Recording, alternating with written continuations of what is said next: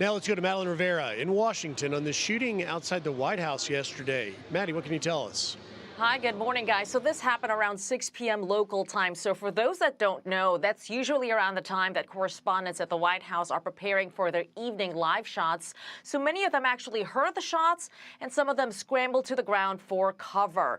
The White House was placed on lockdown for nearly an hour. A Secret Service spokesperson says a person came to the checkpoint near 17th Street and Pennsylvania Avenue, and per their preliminary investigation, they say as the man walked up, he took a gun from his bag and began firing at officers. The Secret Service, they shot back and hit the suspect, who later died at a local hospital.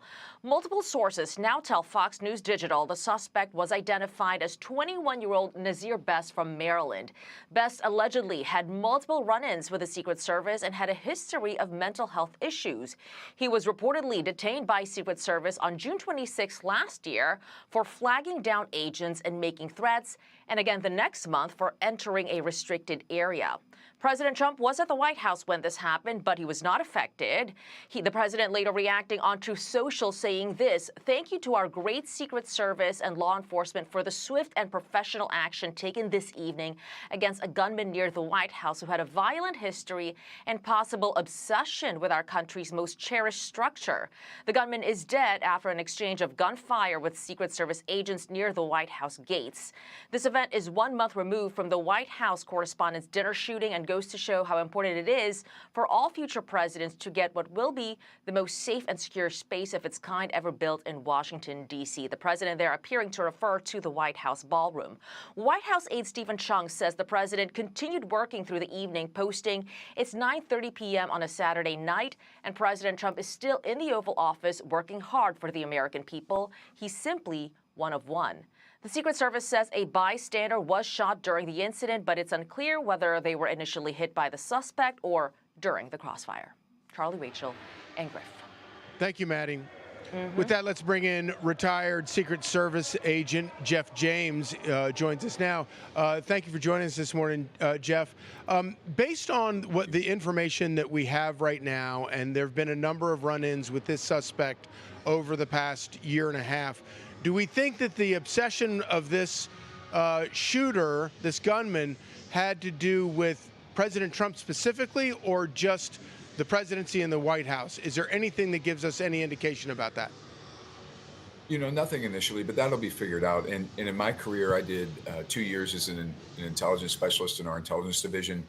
And we would see that. We would see people who were obsessed with the presidency, period, not just one person. That goes all the way back to John Hinckley. John Hinckley actually had plans to shoot President Ford before he eventually shot President Reagan. So it wouldn't be unusual to see an obsession with the White House and the presidency as a whole rather than one president.